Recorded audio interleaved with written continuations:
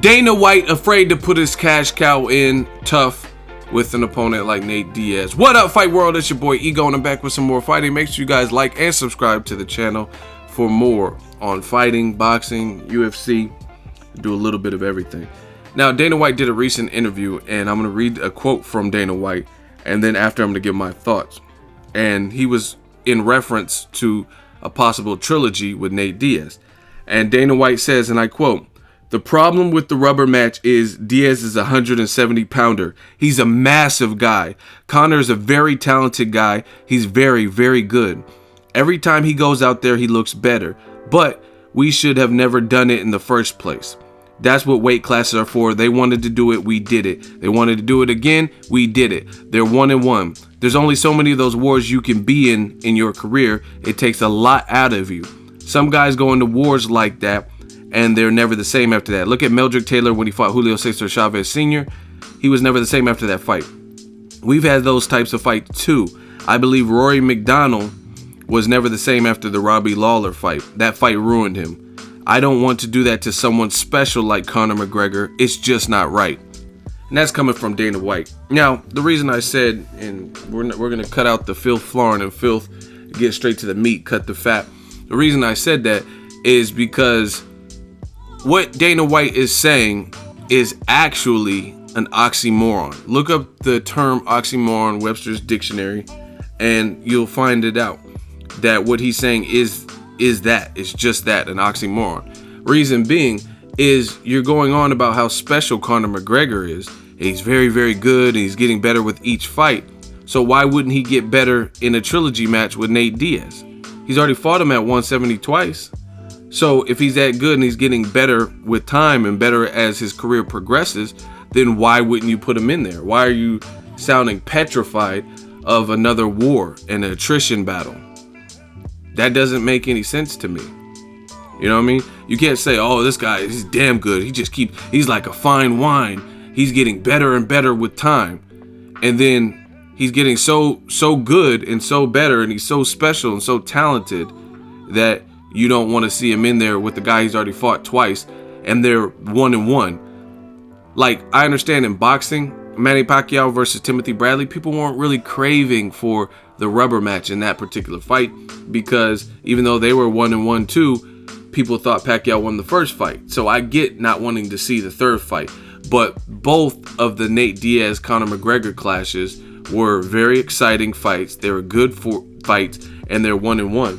And in my opinion, and I'm not just saying this because it's a NorCal thing or because I met Nate Diaz, but Nate Diaz, his victory was more clear cut. I mean, because he caused Conor McGregor to tap out and to quit. And on that same card, Holly Holm, she just got choked out to the point where she was asleep. You know what I mean? And Conor McGregor, he submitted. And then in his win, I thought in the rematch, he came out very methodical and dropped Nate Diaz to the canvas a couple times in the rounds, 1 or 2. And he looked sharp.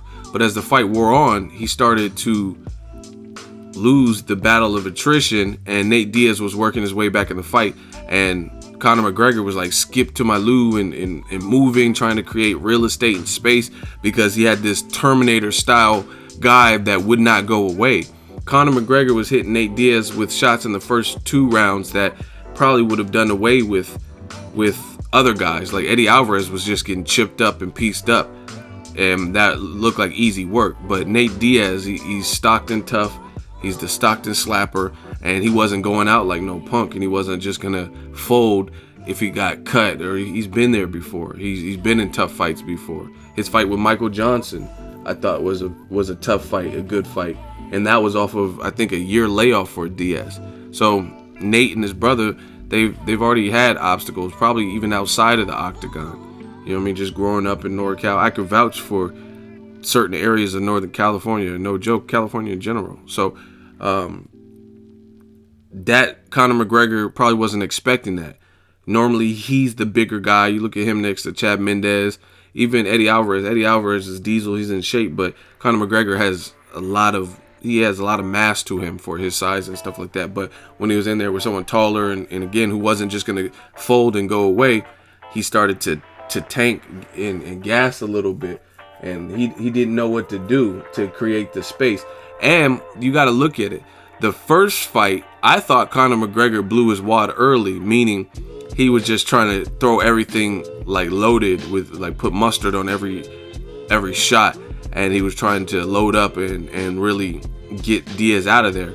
And then when he at that point realized that Diaz is tough as fuck, then it was already too late, because Diaz worked himself back in the fight, hurt Conor McGregor with the strike, and then took him to the ground. And clearly he has better jiu-jitsu and a better ground game than Conor McGregor, and then Conor tapped, right? So in the rematch, Conor McGregor actually came out more educated, more methodical. He was landing some big shots and striking hard, but he wasn't like trying to gas out. And I think he was trying to pace himself a little bit better. And it still didn't work, because he still seemed gassed at the second half of that fight. You know what I'm saying? And some people think Nate Diaz won. So it's a bad look for Dana White to get on record and saying that. Like I said, it's an oxymoron. You're saying this guy is gifted, and this is not a diss to Conor McGregor, because he doesn't sound like he's the one calling shots. I do think Conor McGregor is a true fighter. I mean, he took on moments' notice when RDA pulled out with leg injury. He took the Nate Diaz fight, and they couldn't negotiate in the 160s. So he said, "Go ahead and get comfortable." And then they made the fight at 170. So I do think Conor McGregor is a true fighter, and I'm not holding this against him. He's not the one that made these comments. Dana White did. And to me, I think Dana White is being a businessman, and he knows this is the biggest star for the UFC, and he doesn't want to put his cash cow back in there with Nate Diaz. It's all too clear. And it's just, the UFC does a great job. They've made some really good fights this year, particularly. But I think it's a bad look when you're trying to protect Conor McGregor. And I think a lot of people in the UFC probably feel this way. For example, this man became a featherweight titleist and beat Jose Aldo, 13-second knockout. Great. Long-standing champion. That was a hell of a win from him. I did a 7 reasons and picked Conor McGregor to stop Jose Aldo. People said I was stupid. The video's still up.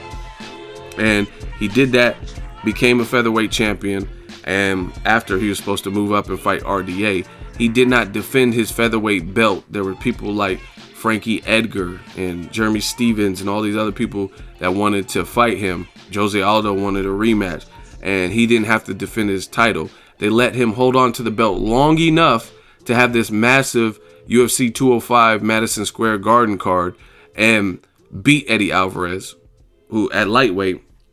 So Conor McGregor gets the accolade of saying, "Hey, I'm the first fighter in UFC history to hold 2 belts in 2 different weight divisions simultaneously." But that's an accomplishment for Conor McGregor, but you have to look at it. There's also some politics involved in that, because he did not defend. If it was a lesser star or wasn't a cash cow, they probably would have been stripped of their title before that. That's the whole purpose of being a title. You have mandatories and stuff like that. You have to defend within a certain amount of time. They're not going to just let you hold on to the belt and you're not fighting and you're not injured. And it's not like that's the only time where maybe you can get an exemption is if you're injured. You know what I mean? They'll be like, okay, because they can't. Obviously, you're not going to fight if you're injured, so it's not fair for you. But that's not what happened. Conor McGregor continued to fight. Not 1, but 2 Nate Diaz fights. Then he fights a 3rd guy in another division, Eddie Alvarez. So he has 3 fights. So he's actively fighting, but he's not actively fighting a featherweight. And it's all politics. They let him hold on to the belt long enough to say he was the 2 division weight champion, the first in UFC history, and then immediately took the belt away from him. You see how that works? So that was by design, because they could have took the belt before, and then he would have just beat Eddie Alvarez and just been just like every other fighter, a 1 division current champion at that particular moment. You know what I mean? But they did that because Conor McGregor is the cash cow. So it's all business. And Dana White saying stuff like, you have to just break down what people are saying. Bottom line is, you don't want to put Conor McGregor in there tough with Nate Diaz, because you know what type of fight it's going to be. You know Nate Diaz doesn't give a fuck, and he's going to come to bring it and come to bring the pain. and he's going to try to win that rubber match. And if he does, then that'll be in the trilogy. Nate Diaz, if he wins, he'll be 2-1. Even if it's like the second fight, that's a bad look for Conor McGregor. Reason being, some people think Nate Diaz won, you know what I mean, based on the second half and his efforts in the second half. So either way, it's not going to be as, it's like when Conor McGregor fights Eddie Alvarez, there's nothing you could say bad about his performance. He chopped Eddie Alvarez up, you know what I mean, just knocked him out one-sided.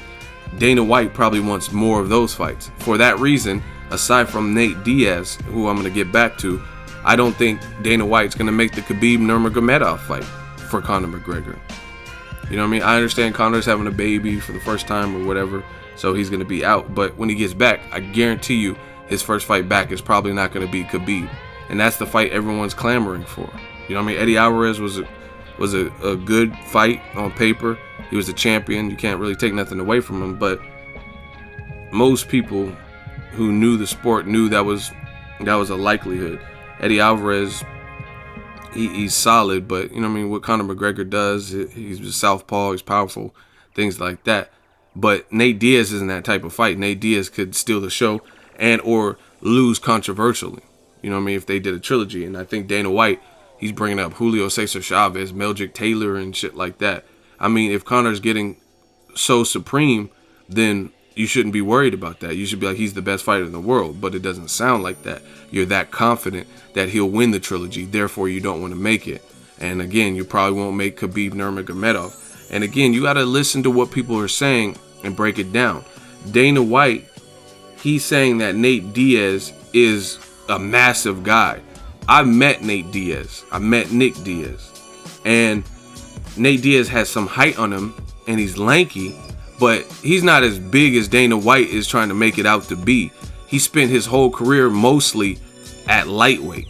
You know what I'm saying? Dana White's making him like he's this big behemoth, like he's Dwayne "The Rock" Johnson, like he's just huge. He doesn't even he has a frame, but it's like a wiry frame. You know what I'm saying? I met the dude, and like I said, Diaz has been at lightweight for his career for the most part. You know what I'm saying? So to make him out like he's just this massive guy, Conor McGregor's big as fuck. Look at Conor McGregor at featherweight. You didn't have a problem with Conor McGregor look huge next to Chad Mendez and stuff like that. You know what I'm saying? But now all of a sudden you're trying to paint it out like Nate Diaz is just this monstrous size 170 pounder. Go look at Nate Diaz and go look at Tyron Woodley, a welterweight. If you're trying to say that Nate Diaz is this huge person, look at Tyron Woodley. That motherfucker looks huge at 170. You know what I mean? Diaz isn't built like that. You know what I mean? Look at Stephen Wonderboy Thompson. He looks big. These guys at welterweight look big. George St. Pierre. Nate Diaz doesn't look massive and like big and huge, like bulging muscles, paws. You know what I'm saying? He's not. He made 170 on short notice, but Dana White's doing too much because he's trying to make it like Nate Diaz is just this power lifter and he's massive. But again, if you know anything about fighting sports and you know the actual welterweights, guys who are like been at welterweight, like the Tyron Woodleys, Wonder Boys, and George St. Pierre, look how big those guys look. Them dudes look like massive, like, and they look muscular. It looks like a different weight division.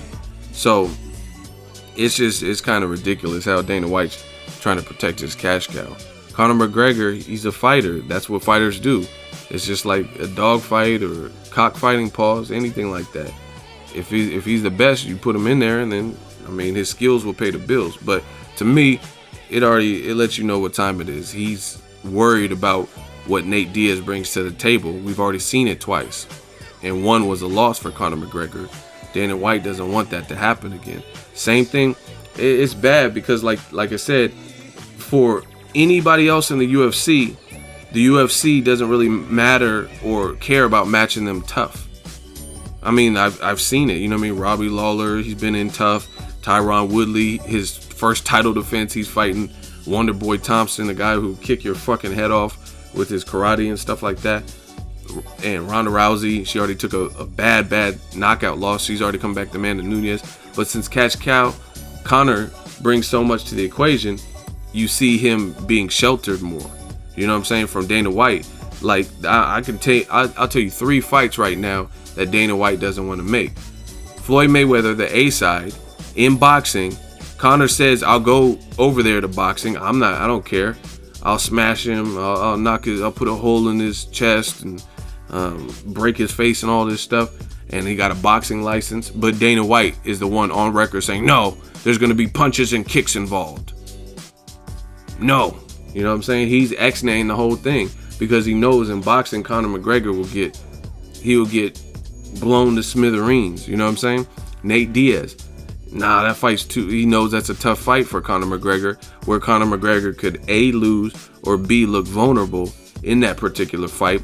And if it's like the second one where it's like up for it's like I said, Conor versus Eddie Alvarez, there's no dispute on who won. There's nobody challenging who won. There are people who are challenging the Nate Diaz rematch. A lot of people think Nate Diaz won. A lot of people think Conor won. So Dana White doesn't want to risk another performance like that where Conor looks good in spots but then fades or whatever, because that doesn't help his cash cow. Performances like Eddie Alvarez helps his cash cow. So I really feel like it'll be people like that. And the other person, third person, is Khabib Nurmagomedov. Very dangerous. If he gets you on that mat, good luck. Like Martin said in Bad Boys, good luck. But the bad guys probably know where you're at. Good luck. You know what I'm saying? So that's 3 people that I really feel Dana White is protecting Conor from. Conor's a fighter, so maybe he'd fight all these guys. But these excuses sound horrible. Oh, Meldrick Taylor, you only be in tough fights. UFC is a brutal sport. You didn't care when, you know what I mean? Tyron Woodley been stopped before. I think it was in Strikeforce. He got stopped. And you didn't care about putting him in there with Wonder Boy. That was a very dangerous fight for him. You know what I mean? Miesha Tate, her first title defense after beating Holly Holm, you put her in there with Amanda Nunes, a powerful striker. But now all of a sudden, you care about, oh, it's a dangerous fight and these fighters can't be taking this type of abuse. But then on the same token, you're praising Conor for his skill set and saying he's getting better every fight. So then by the third Nate Diaz fight, he should be well prepared. He should be equipped. He should go out there and stop Nate Diaz because he keeps improving, right? So let me know what you guys think. To me, Dana White does not want to put Conor in with certain people, and I just named them. Drop it in the comment section. Make sure you share the video, like the video. As always, hate, comment, and subscribe. Till next video is Ego signing off. So if you enjoyed this video and want more content like this on the channel, you can show your appreciation by going to the PayPal donate button or the YouTube support button. And you can donate any amount that you feel is equivalent to the value of this video. Much more to come. Thank you guys for your support. Boxing Ego, the future of boxing.